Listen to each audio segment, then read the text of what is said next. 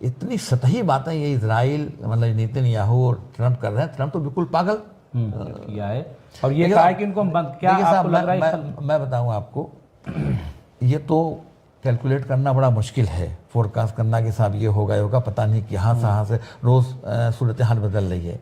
लेकिन ईरान ने बिल्कुल सही किया है कि उसने जो अमेरिकन बेसेस है उसको टारगेट किया, चाहे वो दुबई में हो, चाहे वो सऊदी अरबिया में हो, चाहे वो कतर में हो, कुवैत में हो, कहीं पर भी हो, और चाहे तुर्की में हो, कहीं पर भी हो, जो उसने टारगेट किया है, उसने बहुत सही कदम उठाया है और बिल्कुल दुरुस्त का भय। जब आप अपने वहाँ पर अमेरिकन बेस होगा और उस बेस को अपने खिलाफ इस्तेमाल करने देंगे तो जाहिर चीज़ ईरान तो हमला करेगा ही। कह टॉप लीडरशिप टारगेट करके मारी गई, टॉप लीडरशिप, सुप्रीम लीडर। लेकिन दुनिया ने नहीं मुझे नज़र आया कि ये कहा हो कि भाई अमेरिका तुम जो सुलह होनी चाहिए, जंग बंद होनी चाहिए, ये होना चाहिए, अमेरिका गलत कर रहा, ये नहीं कहा खुल्लम खुल्ला कि आप जो है लीडरशिप को क्यों टारगेट कर रहे हैं। वहाँ कौन लीडर्स क्या बोल देता है, समझा आपने। अब वो खा पी करके आए हैं वहाँ ट्रम्प के यहाँ, तो कुछ न तो कुछ करेंगे, नमक हलाली करेंगे, समझा। लेकिन ये कि अपने आवाम के साथ नमक हरामी कर रहे हैं।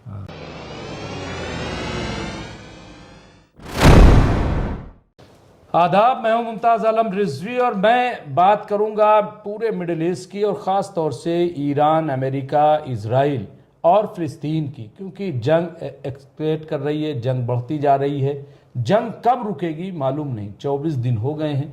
बहरहाल इस पूरे मसले पर हम बात करेंगे। हमारे साथ मौजूद हैं सुप्रीम कोर्ट के एडवोकेट ZK फैज़ान साहब। आप सोशल एक्टिविस्ट भी हैं और माहिर कानून भी हैं, और सबसे अच्छी बात यह है कि आप हालात हाजरा पे अच्छी नज़र रखते हैं।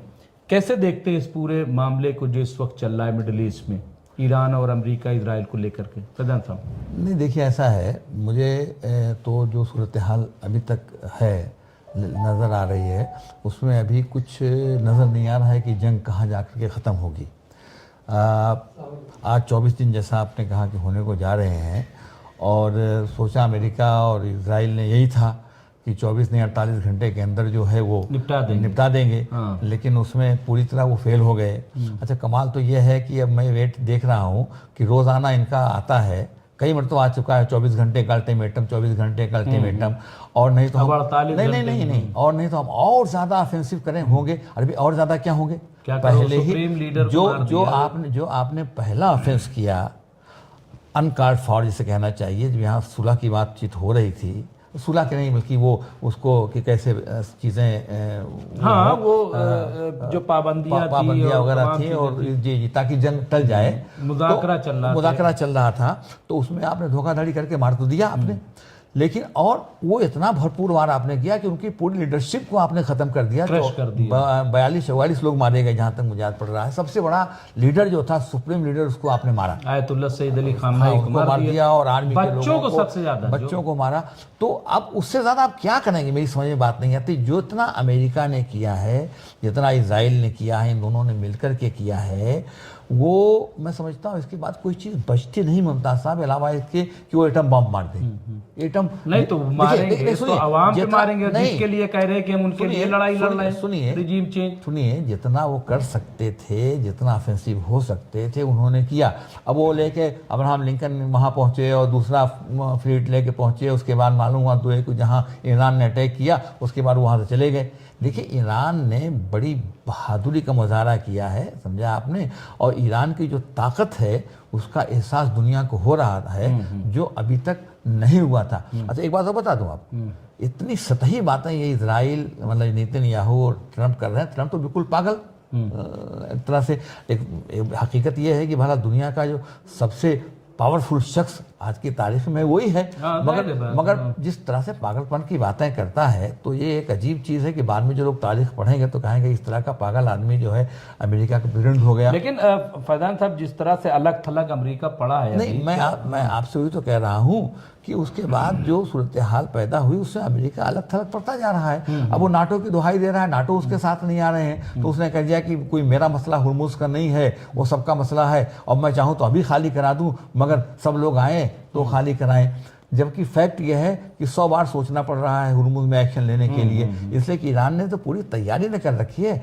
और एक बार बताऊं आपसे, कोई सतही बयान ईरान की लीडरशिप का नहीं आया अभी तक। जो लीडरशिप की बुर्दबारी होनी चाहिए, लीडरशिप को, क़यादत को जिस तरह के अल्फाज और जुमले नपे तुले और जिस तरीके से बात करनी चाहिए, ईरान बिल्कुल उसी तरह उसकी क़यादत बात कर रही है। बावजूद इसके कि उनकी जो टॉप की लीडरशिप थी, टॉप की क़यादत थी, वो आज नहीं है। उसके बाद कुछ लोग जानशीनी के तौर पर आए और अभी मुश्तबा खामनेई साहब को चुन लिया गया है। हाँ, उनको चुन लिया गया है, लेकिन दूसरे जो लोग लीडर्स मारे गए थे, वो सेकंड कमान के लोग आए। तो जो बात मैं कहना चाहता हूँ, वो लोग भी बिल्कुल उसी तरीके से बात कर रहे हैं। लेकिन सतही बात जो है सबसे ज़्यादा ट्रम्प कर रहा है, नेतन्याहू कर रहे हैं, ये कर देंगे वो कर देंगे। जितना वो कर सकते थे उन्होंने किया। अब वो खामखाई 24 घंटे का अल्टीमेटम, वरना हम ये कर देंगे। ईरान ने नहीं कुछ कहा था, ईरान कर रहा है अपना, आराम से दिखा रहा है। अभी ईरान ने जो कल मारा है, उनके नंबर 2 का सिटी वो कौन सा था, उस पर मारा है इजराइल पे, और उनके एटॉमिक उसको क्या कहते हैं, वो तो सब छुपाते हैं खबरों को ना। वो तो इत्तेफाक से इंडियन रिपोर्टर डिमोना पे, अब वो इंडियन रिपोर्टर वहाँ था, तो उसने बहुत सी चीज़ें को वहाँ जाकर ग्राउंड जीरो पे जाकर दिखाई हैं। तो बातें सामने आई हैं कि लोग मरे हैं, तो बता रहे हैं कि डायरिया हो रहा है और क्या हो रहा है, जगह खाली कराई जा रही है, कहीं लीकेज ना हो गए हो सकता है। तो अब उसको तो छुपा रहे हैं, समझा आपने।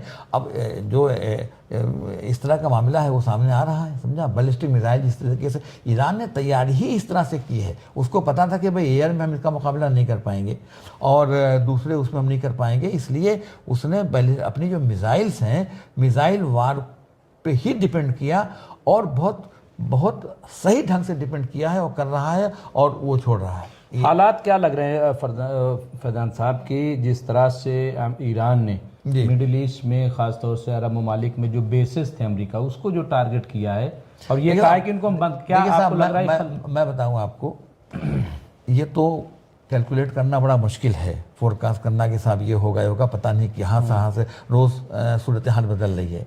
लेकिन ईरान ने बिल्कुल सही किया है कि उसने जो अमेरिकन बेसिस है उसको टारगेट किया, चाहे वो दुबई में हो, चाहे वो सऊदी अरबिया में हो, चाहे वो कतर में हो, कुवैत में हो, कहीं पर भी हो, और चाहे तुर्की में हो, कहीं पर भी हो, जो उसने टारगेट किया है, उसने बहुत सही कदम उठाया है और बिल्कुल दुरुस्त का है। जब आप अपने वहाँ पर अमेरिकन बेस होगा, उस बेस को अपने खिलाफ इस्तेमाल करने देंगे, तो जाहिर चीज़ ईरान तो हमला करेगा ही। कह रहा है, ईरान ने कहा कि मेरी दुश्मनी आपसे नहीं है, मैं सिविलियंस पे नहीं मार रहा हूँ, मैं आपके किसी और को वो टारगेट नहीं कर रहा हूँ, मैं खाली जहाँ अमेरिकन के इंटरेस्ट वाबस्ता है। बिल्कुल। जब आपने ईरान की ऑयल फील्ड पे वहाँ से हमला किया आपने, तो ईरान ने जवाब में कार्रवाई की, ईरान ने भी कर दिया वहाँ पर। बिल्कुल। अब आप ट्रंप साहब ने फौरन बचने की कोशिश की, मुझे पता नहीं था। मैं नहीं मानता कि बिना ट्रंप, मैं नहीं मानता कि बगैर ट्रंप के, बिल्कुल ट्रंप की सब नॉलेज में है और उन्होंने किया। नहीं, इनको तो देखिए, इनका मकसद था कि ईरान जो है वो ग्रेटर इजराइल में रुकावट है, उसको खत्म कर दिया जाए, ग्रेटर इजराइल पूरा यही था। अब वो कह रहे हैं कि सरेंडर कीजिए। सरेंडर का क्या मतलब हुआ भाई? देखिए ऐसा है, इन्होंने समझा कि जिससे अब अफगानिस्तान में गए भागना ही पड़ गया, इराक में गए वहां से भागना ही पड़ गया एक तरह से, ठीक है। अब तो नहीं, ईरान कह रहा है कि तुम सरेंडर करो। हाँ, वही करना पड़ेगा। मैं बताऊं आपको, सरेंडर से मेरा मतलब ये है कि उनको पीछे हटना पड़ेगा और वो कोई बहाना बनाएंगे कि ये है वो है, आज हमने बमबारी कर दी और हमने डिस्ट्रॉय कर दिया और हम जंग खत्म कर दें। मैं आपको बता, जैसे पिछली मरतबा जब तुमने अभी जो 12 दिन की जंग हुई थी, आपने कहा कि हमने ईरान के जो एटॉमिक पावर स्टेशन को हमने डिस्ट्रॉय कर दिया, तो फिर क्यों कह रहे हो कि उनके पास है? या तो वही स्टेटमेंट आपका गलत था, या तो ये गलत है। तो ये कुछ भागने के चक्कर में ये नहीं कहा था हमने तो मिसाइल खत्म कर दी, तो ईरान ने कहा कि फिर स्टेट ऑफ हुर्मुज़ पे क्यों नहीं आते हो? हाँ, क्यों नहीं आते? निकलो यहाँ से। अगर जब सब हमारे पास कुछ बचा ही नहीं है, तो इनका झूठ तो देखिए बेनकाब। एक चीज असल में क्या था, इनका ख्याल था कि जैसे ही टॉप लीडरशिप मारी जाएगी, जैसे पुराने ज़माने में फौजों में होता था कि बादशाह सलामत मारे गए तो सब मामला पकड़ हो जाता था, समझा आपने। तो इन्होंने सोचा था कि अगर हमने खामनेई को इस तरह से कर देंगे, समझा आपने, और टॉप लीडरशिप को, तो फिर फ़ौरन जो है वहाँ सरेंडर करने की पोजीशन आ जाएगी। और अगर ये लड़ने की बात करेंगे तो वहाँ से देखिए, जैसे ही आप खामनेई को इन्होंने हिट किया और मारा, तो फौरन जो है वहाँ से वो एक्टिव हुआ, जो वो क्या कहते हैं रजा शाह पहलवी का लड़का था कि हम आ रहे हैं, आप लोग ऐसे कीजिए, आप लोग ऐसे कीजिए, आप लोग रिवोल्ट कीजिए, वो पूरी कोशिश उन्होंने की। एक हालांकि मुझे बड़ा खराब लगता है लेकिन कहना पड़ता है, इन्होंने शिया सुन्नी करने की पूरी कोशिश की, अभी कर रहे हैं, और वहाँ बैठ के किया, पूरी दुनिया के पैमाने पर करने की कोशिश की, हमारे यहाँ हिंदुस्तान में करने की कोशिश की, लेकिन इनका ये गेम नहीं चला और न चल पा रहा है। मैं तो एक बात कहता हूँ, खुद सऊदी अरबिया में, खुद दुबई, ये जो कंट्रीज हैं कुवैत और कतर वगैरह, इसमें भी अगर सीक्रेट रेफरेंडम करवा लीजिए तो वो 99% 98% जो है 99% वो ईरान के हक में है। ईरान ने भाई माफ़ कीजिएगा मिल्लत इस्लामिया की लाज रख ली है। कहाँ जंग जाती है, किधर होता है, क्या होता है, मैं तो ये मानता हूँ कि अमेरिका को वहाँ से हटना ही पड़ेगा, कोई ना कोई बहाना बना के अमेरिका भागेगा। और अगर अमेरिका ने ये गलती की कि उसने एटम बम का इस्तेमाल किया, तो माफ़ कीजिएगा, ये कोई छोटा सा मुल्क तो ईरान है नहीं, यहाँ मारेंगे वहाँ बचेगा, वहाँ मारेंगे वहाँ बचेगा, तबाही तो आएगी। लेकिन जब जापान पे इन्होंने मारा था तो उस वक्त इनके पास एटम बम था, दुनिया के पास उस जमाने में नहीं था। अब रशिया, नॉर्थ कोरिया बैठा है, अब रशिया के पास है, नॉर्थ कोरिया के पास है, चाइना के पास है, हिंदुस्तान के पास है, पाकिस्तान के पास है। अब तो मतलब यह है कि सबके पास है इस तरह से, तो वो चीज़ हो नहीं पाएगी। समझा आपने कि ये एटम बम मार दे, दुनिया खामोश रहे, तो वही मुँह की खानी पड़ेगी। लेकिन मुँह की तो ये खा रहे हैं, समझा आपने। मैं जो देख रहा हूँ और जो मैं पढ़ रहा हूँ, जो मैं वॉच कर रहा हूँ, मुझे ऐसा लगता है कि जो बयानात आ रहे हैं, धमकी देता है अमेरिका, लेकिन कहीं न कहीं वो भागने की कोशिश कर रहा है। जैसे आप जा रहे हो किसी ऐसी जगह से, होता है ना खेत खलियान से आदमी पास होता है, हाँ, तो वो नहीं वो बरगद का पेड़ है और वो पीपल का पेड़ है, सुनते नहीं, या भूत रहता है, तो वहाँ जाते हैं, कोई गुजरता है तो डर के खौफ से बुरा हाल रहता है, मगर दाएं बाएं देख कहता है कि हम डरते नहीं, वही चल नहीं, वहां से भागता है निकल कर। लेकिन जिस तरह से इजराइल के आज हालात हैं, तिल अवीव जो है, लोग बता रहे हैं दूसरा गाजा बन गया है, हाँ, जितने, तो इसको किस तरह से, इसका क्या इम्पैक्ट होगा। और वहां से 25 लाख की खबर आ रही कि लोग जो है पलायन कर रहे हैं, जा रहे हैं। तो अब ये जो ग्रेटर इजराइल और ये सब क्या लग रहा है आपको? नहीं, ग्रेटर इजराइल का तो ख्वाब इनका धड़कधरा रह जाएगा, समझा आपने। कहीं ना कहीं जाकर के कहीं रुकावट पड़ती है और बैरियर खड़ा होता है। ये जो अब ईरान से इन्होंने मुचेटा लिया है जिस तरीके से, समझा आपने, और ईरान जिस तरीके से खड़ा हुआ है, तो ग्रेटर इजराइल का तो ख्वाब वो भूल जाएं।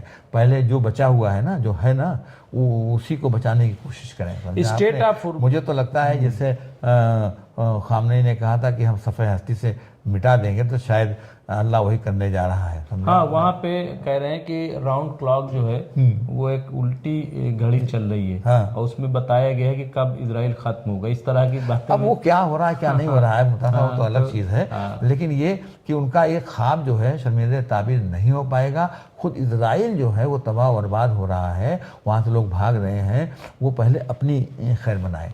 बकिया तो देखिए जंग है, जंग में तो जो नुकसान तो सबका होता है, जंग पूरब में हो कि पश्चिम में, कहीं भी खून इंसानियत का होता है, टैंक आगे बढ़े या पीछे हटें, गोद धरती की बाज होती है। तो ये तो जंग क्या मसलों का हल देगी, जंग तो खुद ही एक मसला है। लेकिन ईरान पे जंग थोपी गई है, ये 1% आप नहीं कह सकते कि ईरान ने कहीं से जंग करने की कोशिश की हो। 16 आने। अच्छा, मुझे एक चीज़ पे मुमताज़ साहब अफसोस बहुत होता है, और मैं आज तक नहीं देख पाया कि टॉप लीडरशिप टारगेट करके मारी गई, टॉप लीडरशिप, सुप्रीम लीडर। लेकिन दुनिया ने, मैं नहीं मुझे नज़र आया कि ये कहा हो कि भाई अमेरिका, तुम जो सुलह होनी चाहिए, जंग बंद होनी चाहिए, ये होना चाहिए, अमेरिका गलत कर रहा, ये नहीं कहा खुल्लम खुल्ला कि आप जो है लीडरशिप को क्यों टारगेट कर रहे हैं। लीडरशिप को टारगेट, जंग का भी अपना एक उसूल होता है ना भाई, ये बात सही है कि जंग का कोई उसूल नहीं होता, लेकिन ना बेउसूली के भी उसूल होते हैं कि लीडरशिप को। सुनिए, पहले क्या होता था, कोई डिप्लोमेट ही मर जाता था, कोई पॉलिटिशियन मर जाता था टॉप का, अगर मान लो इस तरह का, तो लोग, ये दूसरा मुल्क कहता था कि अब गलती से ऐसा हो गया, चाहे जानबूझ के मारा हो, मगर कहता ही था कि गलती से ऐसा हो गया। अब तो मार रहे हैं, अब नहीं मार रहे हैं, मारा और कहा कि हाँ मारा है और मारेंगे, और दूसरा जो चार्ज ले रहा है उसकी जगह पर आकर के फिर उसको भी मारेंगे। तो ये इसका तो कंडमनेशन होना चाहिए, नहीं हुआ। खुद हमारा मुल्क जो है, अब ये तो पॉलिसी बदल करके हमारा मुल्क तो फ़लस्तीन के साथ था। अटल बिहारी वाजपेयी जैसा प्राइम मिनिस्टर, उसकी तकरीर जो है आज भी है, लेकिन नहीं, उसकी तकरीर रामलीला ग्राउंड की मुझे याद है कि फ़लस्तीनियों का हक है, उनकी ज़मीन उनको मिलनी चाहिए। वो तो वायरल भी हुई है। मैं तो उस तकरीर में उसमें रामलीला ग्राउंड पर मौजूद था जब उन्होंने तकरीर की थी अटल बिहारी वाजपेयी ने। तो कहने का मेरा मतलब ये है कि हमारा मुल्क इजराइल उसके फ़लस्तीन के साथ था, लेकिन इज़राइल जो है उसके साथ हमारा मुल्क आज की तारीख में खड़ा है, खुल्लम खुल्ला खड़ा है। और टॉप लीडरशिप मारी जाती है, उस पर आप कोई कंडेमनेशन भी नहीं करते, कंडेम करते कि भाई हम इसको कंडेम करते हैं। जब ईरान ने हमला किया और अमेरिकन बेस पे दुबई में, सऊदीया में, कतर में, कुवैत में, तो उस पर तो हमारा नहीं, तो क्या ये दबाव है किसी का? ये क्यों इस तरह की सूरत पैदा हुई? क्यों इस तरह की चीज़ें हिंदुस्तान में हो रही? क्या लग रहा है, क्यों गवर्नमेंट इस तरह के? मैं मानता हूँ कि दबाव है। दबाव मोदी जो हैं, मोदी हमारे प्राइम मिनिस्टर जो हैं, वो जाकर के बिल्कुल ट्रम्प की उसमें घुस गए हैं, गोद में कहना चाहिए। पानी ले, पानी ले।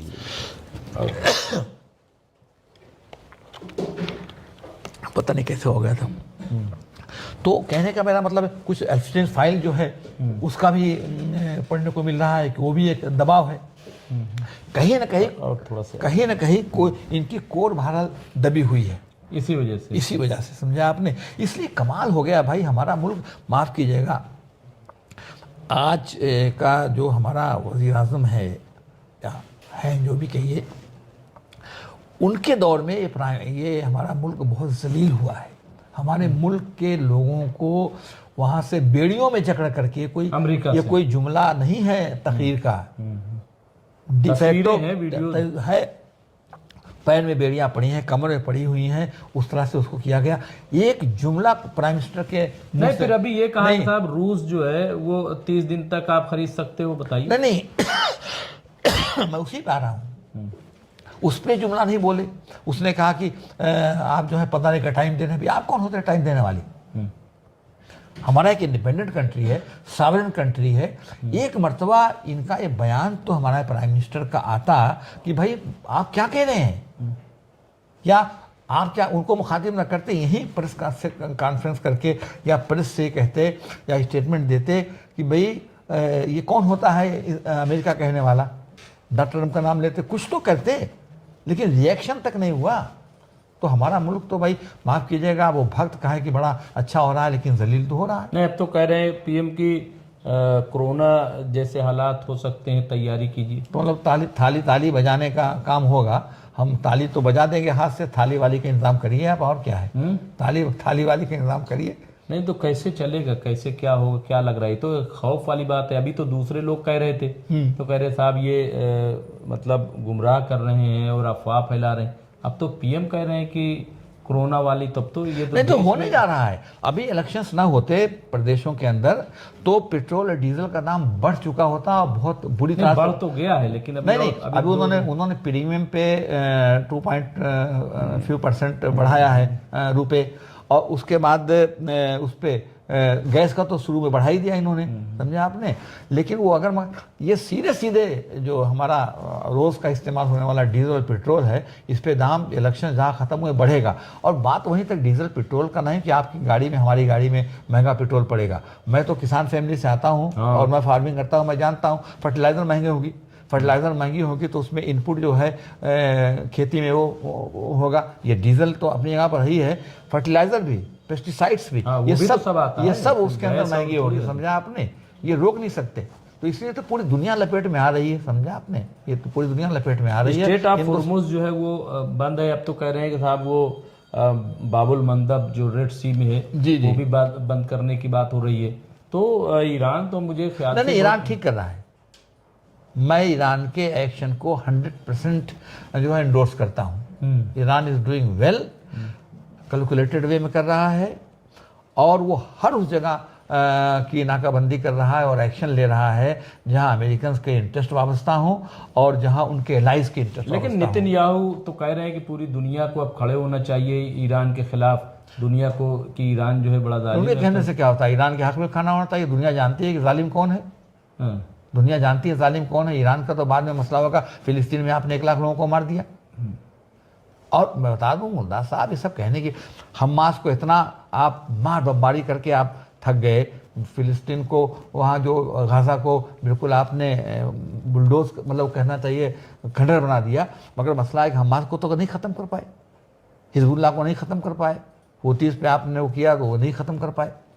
आप क्या कहते हैं, सारा खेल इनका रिजीम चेंज करने का था, वहाँ ये फेल हुए तो फेल होते चले जा रहे हैं। और ईरान ने जो मोज़ैक सिस्टम अपना किया है कि पहले से उनका अंदर खाने मालूम है कि हम नहीं तो आप नहीं, आप नहीं तो वो नहीं तो वो, जैसे यहाँ पर क्विट इंडिया मूवमेंट वगैरह में गांधी जी ने कहा कि भाई मैं जेल चला जाऊंगा तो नेहरू कमाल संभालेंगे, नेहरू जाएंगे तो आज़ाद संभालेंगे, आज़ाद जाएंगे तो पटेल संभालेंगे। पूरा उन्होंने 1 2 3 4 5 6 वहाँ 7 तो 8 ऐसा 10 लग रहा है कि जैसे करबला में नहीं कि इमाम हुसैन से इजाजत दी हो जाए, जंग की शहीद हो गए। पूरा ईरान तो ऐसा लग रहा है जैसे करबला बन करके उभरा है। तो इस तरह की चीज़ें वहाँ पे आ रही हैं। तो फैजान साहब, लेकिन मैं ये कह रहा हूँ कि यूएनओ की बात अब आज कर रहा है जी, नेतन्याहू यूएनओ की बात कर रहा है। क्या आपको नहीं लग रहा है कि यूएनओ की जितनी खिलाफ वर्जी ऑर्डर की इजराइल ने की, किसी ने? इजराइल ने की है, सुने ही नहीं कोई रेजोल्यूशन को। अमेरिका ने ये खुद की है, सेक्रेटरी जनरल कहा कि हम नहीं आने देंगे, नहीं आने देंगे। इजराइल और अमेरिका ये सब तो यूएनओ क्या है। और कमाल तो ये है कि ये ट्रम्प कहता भी है कि मैं जो चाहूँगा वही होगा, मैं जो चाहूँगा यूएनओ में वही होगा, और प्रैक्टिकली होता भी ऐसा रहा है। अच्छा, चाइना और रूस का क्या लग रहा है आपको? ये तो बिल्कुल साथ खड़े देखिए, चाइना रूस जो है वो जाहिर चीज़ है तो ईरान के पाले में, रहेंगे ईरान के पाले में।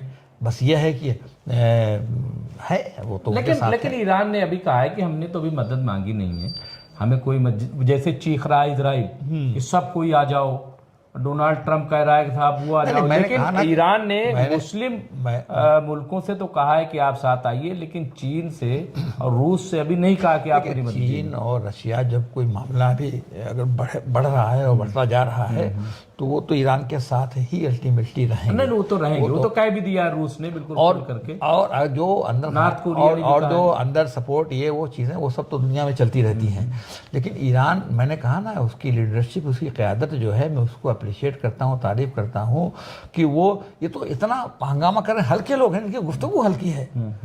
वो हमला करें कि ईरान याद रखे, करे भाई अब क्या बचा हुआ है, जो तुम्हारे बस में था तुमने कर दिया। मैं तो खाली आपसे कह रहा हूँ कि एटम बम के अलावा कुछ नहीं बचा है जो आप कर सकते। क्या लग रहा है कि वर्ल्ड ऑर्डर चेंज होगा, कुछ ऐसा? यकीनन चेंज होगा, यकीनन चेंज अच्छा, होगा। दूसरी चीज़ ये कि अभी जो ईरान के प्रेसिडेंट हैं उन्होंने हिंदुस्तान के वजीर आज़म से कहा है कि भाई आप जो है इसको रोकिए, और ब्रिक्स में आप चूंकि हमारे लीडर हैं, ब्रिक्स में आप प्रिसाइड कर रहे हैं, तो ब्रिक्स में इनकी मजम्मत कीजिए और इनके कारनामों। क्या लग रहा है हिंदुस्तान को इनिशिएटिव ले सकता है? या मैं नहीं समझता, मैं नहीं समझता, बिल्कुल नहीं। समझा आपने? मोदी कोई ऐसा काम नहीं करेंगे कि हमारे वज़ीर आज़म कि जिससे अमेरिका को कहीं न कहीं कोई न कोई वो हो रहा हो, नुकसान हो रहा हो। ये फैजान साहब, ये सवाल बड़ा इम्पोर्टेंट है। पाकिस्तान में जिस तरीके से जनरल मुनीर ने वहाँ जो लोग प्रोटेस्ट कर रहे थे, मातम कर रहे थे, जैसे हिंदुस्तान भी हुआ, लेकिन वहाँ पे कह दिया कि साहब वो ईरान चले जाएं जिसको मातम करना है, जिसको ईरान के हिमायत में करना। ये क्या है? हालांकि वहाँ पे लोगों ने बहुत जवाब दिया, सब ने। नहीं, देखिए वहाँ कौन लीडर्स क्या बोल देता है, समझा आपने? अब वो खा पी करके आए हैं वहाँ ट्रम्प के यहाँ, तो कुछ न तो कुछ करेंगे, नमक हलाली करेंगे, समझा। लेकिन ये कि अपने आवाम के साथ नमक हरामी कर रहे हैं, समझा, सीधी बात। और दूसरा ये कि पाकिस्तान का हाल भी वही है। पाकिस्तान में जो मुजाहरा भी हुआ, इतने, अरे गोली चलवा दी, इतने लोग मारे गए भाई, जब खामनेई के बाद जो मुजाहरा हुआ है वहाँ पर, समझा आपने। और अमेरिकी फौज ने मारा। अच्छा, अब हमारे यहाँ तो मामला ये है कि मुजाहरे तो हुए हैं, लेकिन ये कि हमारे यहाँ तो खामनेई का अगर आप फोटो लगा दें तो आप पकड़े जा रहे हैं, बोल दें तो पकड़े जा रहे हैं। लेकिन हिंदुस्तान में डेमोक्रेसी का जो हाल हो रहा है वो आपके सामने है। लेकिन अब तो कोई माना नहीं इस बार, तो माना नहीं, लखनऊ से लेकर के हर जगह इस बार तो कि हमें अरेस्ट कर लो। एग्जैक्टली नहीं, मैं तो ये बात अलग मौजू हो जाएगा, लेकिन मैं तो ये बात बार बार मैंने कही है, कह रहा हूँ कि बात इसकी नहीं है। बात अगर हिंदुस्तान के तनाजुर में होगी तो हिंदुस्तान उस जगह पे खड़ा हो गया है।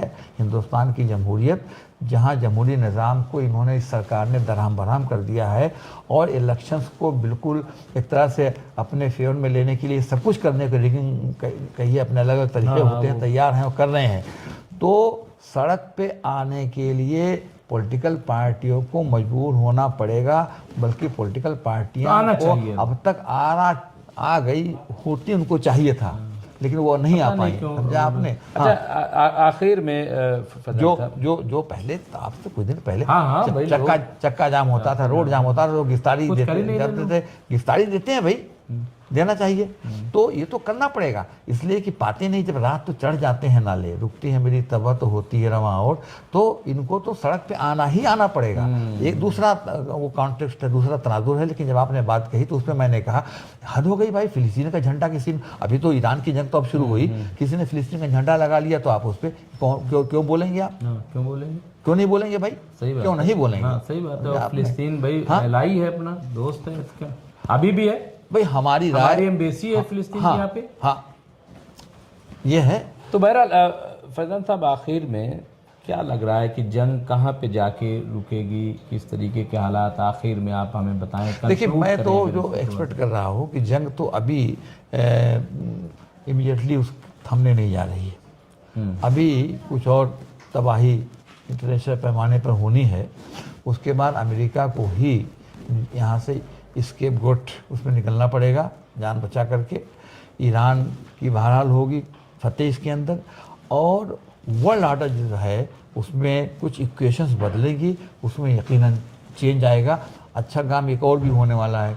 ईरान ने कह दिया कि स्टेट ऑफ हुर्मुज़ जो है, ईरान ने जो शराइत रखी हैं, उसने कहा कि स्टेट ऑफ हुर्मुज़ जो है उसका आप तय कीजिए कि आइंदा क्या रहेगा। हाँ, वो जो 6 शर्तें रखी हैं, उनमें ये भी रख दिए कि देखिए ना, हालात वहाँ पहुँच गए हैं कि वो ईरान शर्तें रख रहा है, ईरान शर्तें रख रहा है, समझा आपने।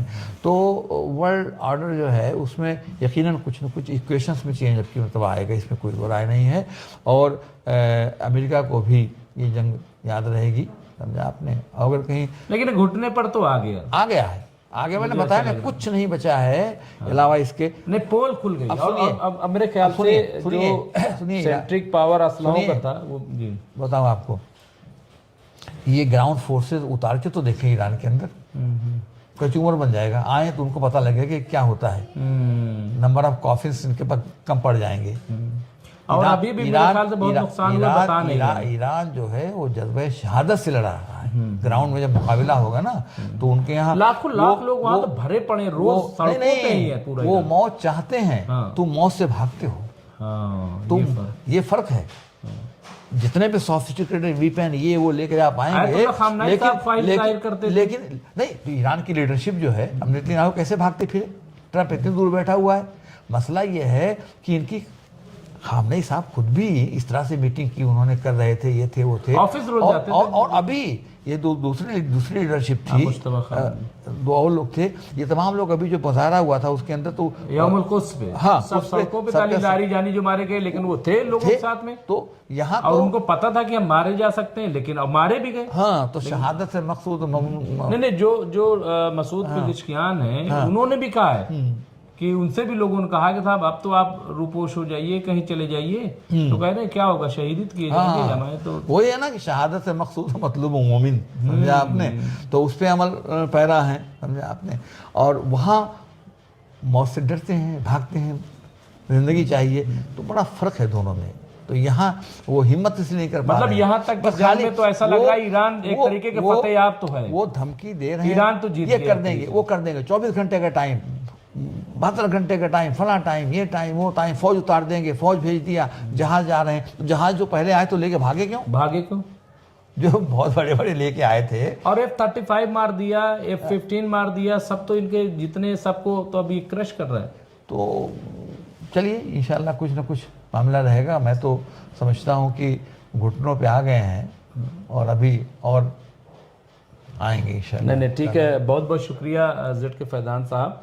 और इंशाल्लाह फिर हम आपसे गुफ्तगू करेंगे। पूरा सिलसिले में आलम अंदर। इस्लाम जो है पूरा हाँ तमाम मसलक सबसे हट करके सब ईरान के साथ खड़ा है। एक हकीकत है, ये सच्चाई आज एक सच्चाई है। और आयतुल्लाह की शहादत जो है वो उसने सब सुनिए, इन्होंने जो कैलकुलेट किया था ना, अगर कि बिखराव आएगा, अगर वो इत्तेहाद होगा। अगर आयतुल्लाह खामनई की शहादत न होती तो इतना तो शायद उसमें उतना मजबूती ना आती है। बता दें आपसे, कभी कभी कोई आदमी गलती कर जाता है। नहीं, लोग ये भी कह रहे हैं कि आयतुल्लाह की इनके अगर दिमाग में जो था, शहादत न होती तो शायद अमेरिकी बेस जो मिडिल ईस्ट वहाँ पे हमले भी न होते, वो रोक देते कि अभी नहीं मत करो। वो ये भी लोग कह रहे हैं रोक भी देते, और दूसरे और भी जो है ना वो मजबूती के साथ उतनी मिलती इस्लामिया शायद जज्बाती तौर पर ना खड़े, कुछ ना कुछ कहीं ना कहीं, लेकिन ये कि वो और उल्टा पड़ गया। और हाँ, वो उल्टा पड़ बिल्कुल। अब दुनिया जो है एक एप्स्टीन फाइल और एक इस्लाम, इसमें बढ़ गई है।